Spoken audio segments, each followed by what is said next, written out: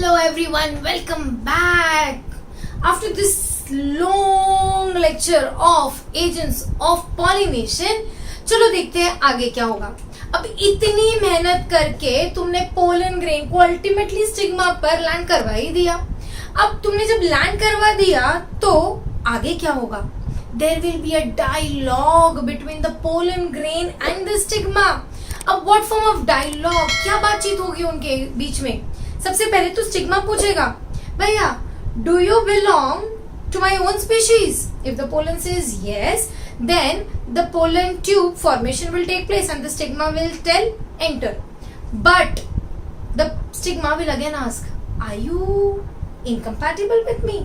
अगर पोलन बोला नो तो पोलन जर्मिनेशन होगा. तुम बोलोगे मैम ये क्या बात कर रहे हो आप, right? So let us just try and understand क्या है ये dynamic dialogue between the pollen grain and the stigma. This dialogue is called as pollen pistil interactions. तो चलो चलते हैं और देखते हैं pollen pistil interaction क्या है ये. ओके अब लेट अस जस्ट सी, ये है हमारा स्टिग्मा और ये है हमारा ओवरी, ये है हमारा स्टाइल, ये था यहाँ पे भैया था हमारा एम्ब्रियो सैक, याद है? ये थे हमारे this is how it was. Okay चलो अब देखते हैं. So this was your embryo sac. अब यहाँ पे बड़ी मेहनत से आ गया हमारा pollen grain. So this is our pollen grain and this is the exine suppose. Okay अब now what form of dialogue takes place? सबसे पहली बात तो इज इट नेसेसरी दैट रोज के ऊपर रोज का ही पोलन ग्रेन आकर बैठे? नो. तो सबसे पहले तो सेल्फ नॉन सेल्फ देखना जरूरी है कि भैया ये मेरा वाला ही स्पीशीज है या कोई पड़ोसी वाला आकर मेरे ऊपर बैठ गया. मतलब the stigma has the potential to identify if this pollen grain belongs to its own species और not. So the first thing in pollen pistil interaction is nothing but identification. Identification if it belongs to the same species. अच्छा, अगर लीली का pollen grain आकर बैठ गया रोज के ऊपर तो क्या लीली रो हो जाएंगे क्या? नहीं. या रो लिली हो जाएंगे क्या? नहीं. What will happen? लीली का पोलन कितना भी बैठे रोज के ऊपर, रोज उसको एंट्री नहीं देगा. And that is the reason the pollen grains will simply die. They will just simply degenerate. Are you getting my point? So the first thing is it has to be of the same species. Okay, अब same species तो है, but if you remember there are certain flowers जो outbreeding के लिए कुछ और चीजें करते हैं, जैसे कि prepotency and self incompatibility.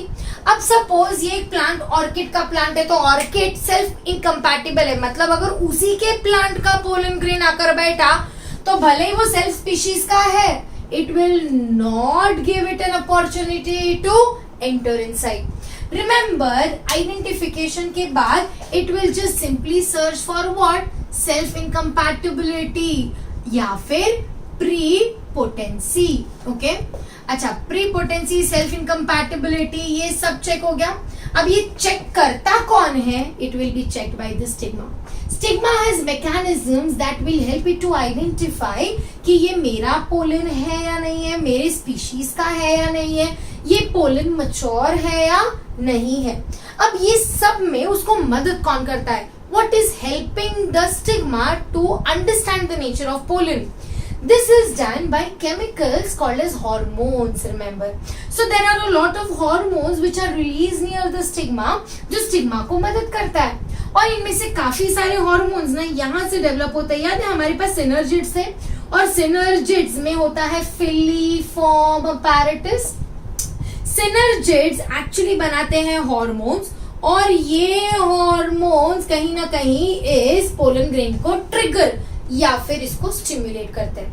अगर ये पोलन ग्रेन कंपैटिबल है, अगर ये पोलन ग्रेन सेम स्पीशीज का है तो भाई तुम्हें अभी एंट्री मिलेगी. अब एंट्री कैसे मिलेगी? पोलन ग्रेन को क्या करना पड़ेगा? Germinate. So now if everything is perfect then germination will be allowed. अब जर्मिनेशन में क्या होगा? रिमेंबर पोलन के पास था एक्साइन एंड इंटाइन. एक्साइन तो स्पोरोपोलिन से बना था, जबकि intine was something which was made up of pectin and cellulose. Now this is your intine and this is your exine. Remember, the exine cannot break. So what will break, what will develop is the intine.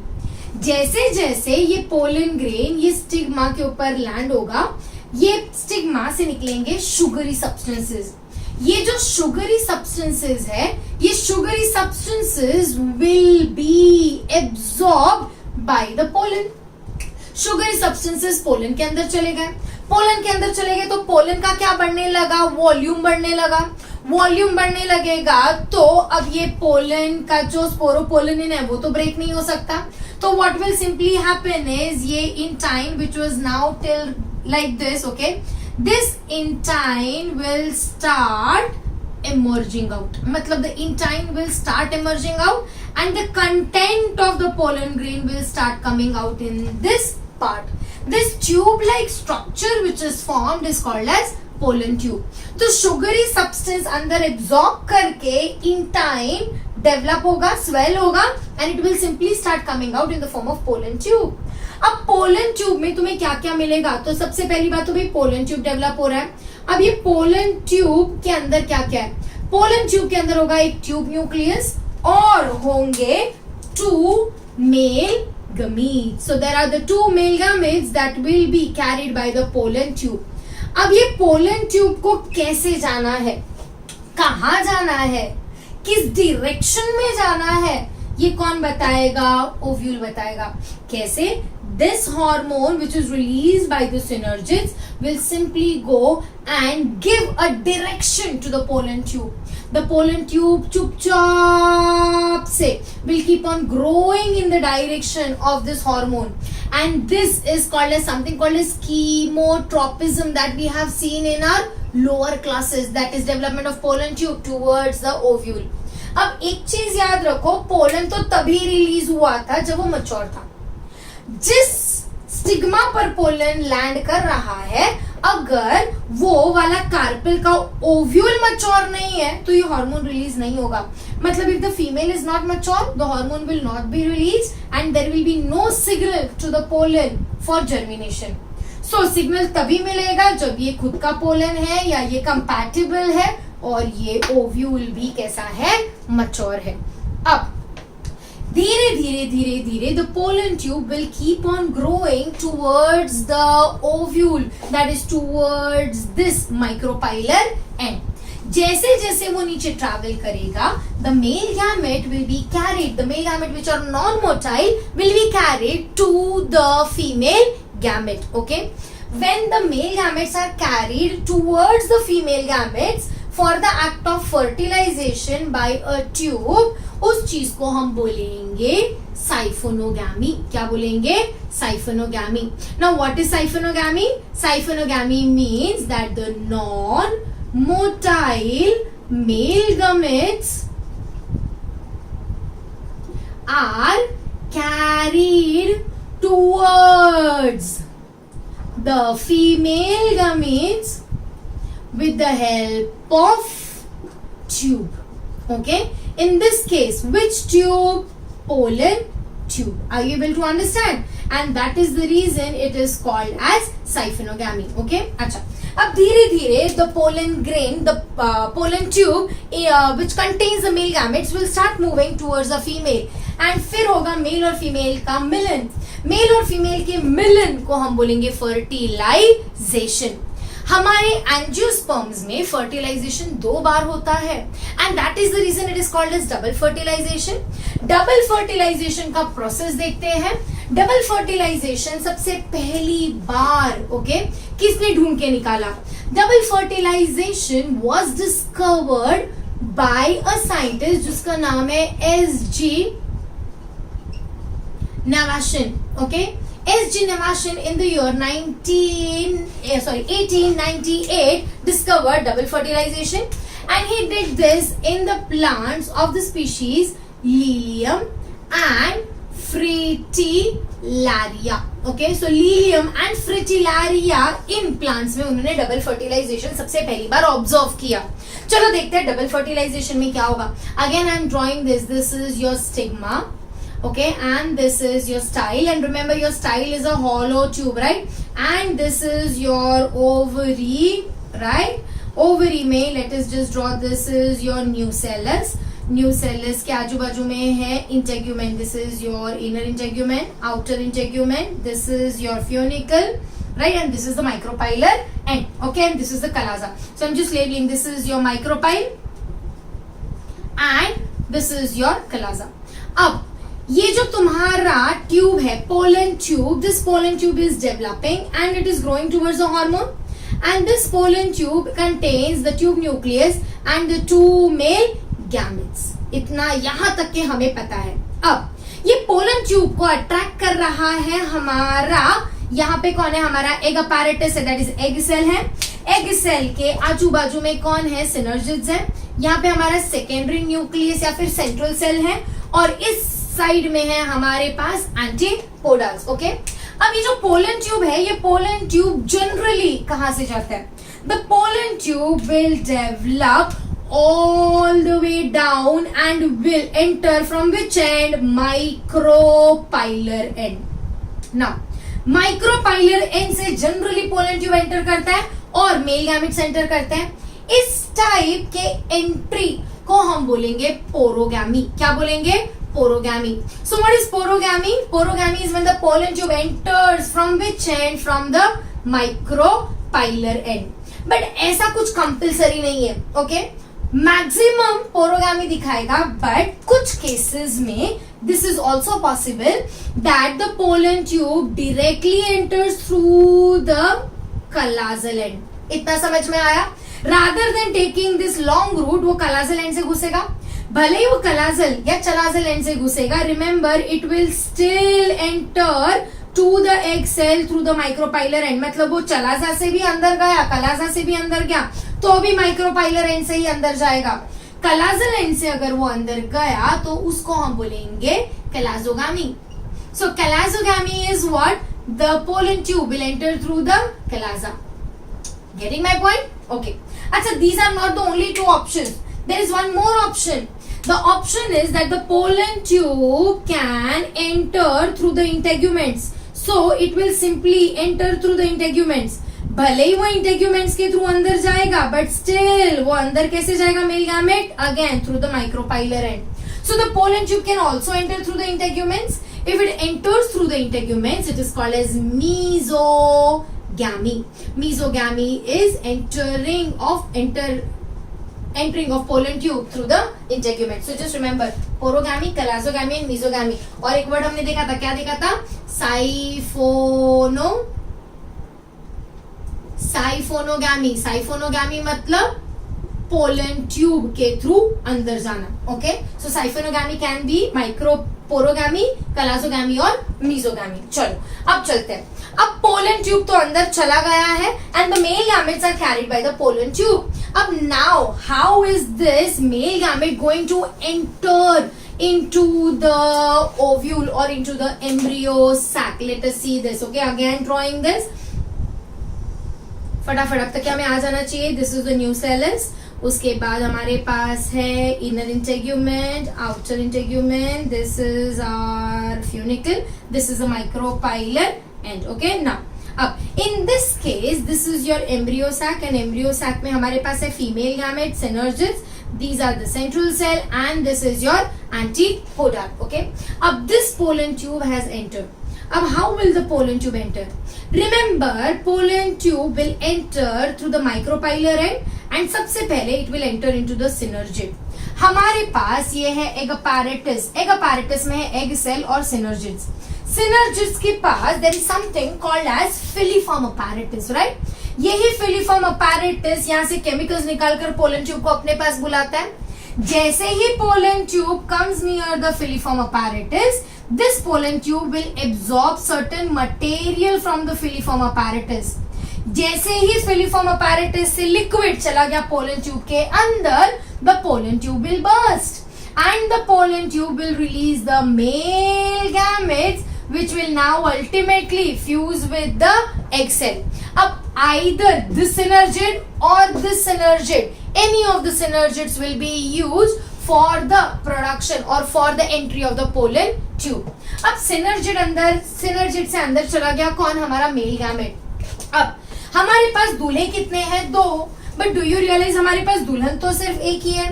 There is only 1 single egg cell, जबकि there are 2 male gametes. तो जो पहला male gamete है ना, this first male gamete will get an opportunity to fertilize with the egg cell. अब male gamete है haploid, egg cell है haploid, और इनके फर्टिलाइजेशन से जो पहला प्रोडक्ट बनेगा उसे हम बोलेंगे जाइगोट. और ये जाइगोट कैसा है? Diploid. Are you able to understand? Can I see यहाँ पे 2 गैमेट्स फ्यूज हो रहे हैं, and that is the reason this is called as what? Syngamy. What is syngamy? The fertilization of the male gamete with the egg cell. Entry हुई synergid से, but fertilization हुआ किसके साथ? egg cell के साथ. यही zygote जो diploid है, यही आगे चल के प्लांट का बच्चा बनाएगा और क्या बनवाएगा? embryo. Are you able to understand? अब चलो देखते हैं. अब एक तो दूल्हा यूज हो गया, अभी बेचारा दूसरा दूल्हा क्या ऐसे टाइम वेस्ट करेगा क्या? नहीं, उसके लिए भी है कोई. उसके लिए हमारी दुल्हन की दोस्त, और हमारी दुल्हन की दोस्त कौन है? ये, जिसका नाम है secondary nucleus. So the second male gamete goes inside and gets an opportunity to fertilize the secondary nucleus. अब याद रखो मेल गैमेट था हैप्लॉइड, तो N. Okay, this is the second male gamete, this is the first male gamete. अब ये था N, but secondary nucleus में कितने थे? 2 न्यूक्लियस थे, N प्लस N था.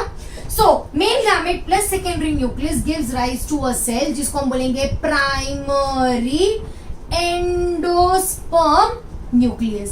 Primary endosperm nucleus is also abbreviated as PEN, and PEN में क्या है? N plus N plus N क्या है? 3N. सो पेन इज कैसा? PEN is triploid. Remember first में सिनगैमी हुआ और बना डिप्लॉइड जाइगोट. सेकेंड प्रोसेस में क्योंकि 3 न्यूक्लियस फ्यूज हो रहे हैं, this process is called as triple fusion. Can I say that the fertilization is taking place twice?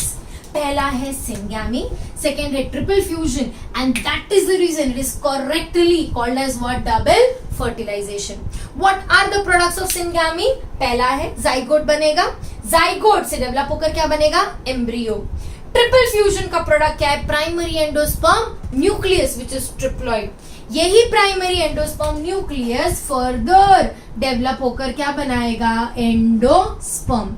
Remember embryo है प्लांट का बच्चा जिसे चाहिए नरिशमेंट, और नरिशमेंट प्रोवाइड कौन करेगा? Endosperm. So what is endosperm? It is a nutritive tissue. कभी coconut का पानी पिया है?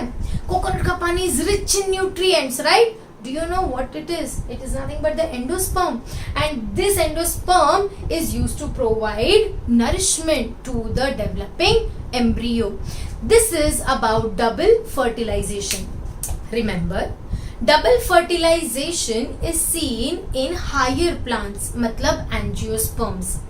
जिम्नोस्पर्म्स जैसे प्लांट्स में डबल फर्टिलाइजेशन नहीं मिलता है. ओके, उसमें तुम्हारा जो एंडोस्पर्म है वो एंडोस्पर्म ट्रिपल फ्यूजन से नहीं बनेगा. किस में नहीं बनेगा डियर?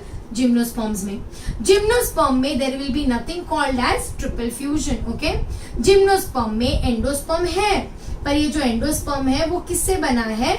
एंडोस्पर्म बना है हैप्लॉइड गैमेटोफाइट से. किससे बना है? हैप्लॉइड फीमेल गैमेटोफाइट से. अब याद रखो क्योंकि ये तुम्हारा एंडोस्पर्म ट्रिप्लॉइड है, triploid endosperm provides more nutrition, and that's the reason ये वाला एम्ब्रियो अच्छे से डेवलप होगा. जिम्नोस्पर्म्स में कंपैरेटिवली एम्ब्रियोज ठीक से डेवलप होते नहीं है, या सीड उतने ज्यादा वायबल नहीं होते हैं. हमारा कंसर्न जिम्नोस्पर्म नहीं है, हमारा कंसर्न है एंजियोस्पर्म्स, और एंजियोस्पर्म्स में होगा सिनगैमी एंड ट्रिपल फ्यूजन. अच्छा, अब ये ट्रिपल फ्यूजन का सिग्निफिकेंस क्या है? क्यों जरूरी है ये ट्रिपल फ्यूजन होना? अगर ट्रिपल फ्यूजन नहीं हुआ तो भैया एक मेल गैमेट तो यूज हो गया, दूसरा मेल गैमेट क्या वेला बैठे रहेगा क्या? नहीं. There is a high chance that the second male gamete may try to enter into the आसपास. एक ही ओव्यूल तो नहीं है ना, हमारे ओवरी में बहुत सारे ओव्यूल्स हो सकते हैं. So there may be a chance that the second male gamete try to just move here and there and may try to reproduce with some other egg cell. This will result in formation of many embryos simultaneously, जिसको हम बोलेंगे polyembryony. So triple fusion prevents what? Polyembryony, and triple fusion also helps in providing what? Nutrition to the developing embryo.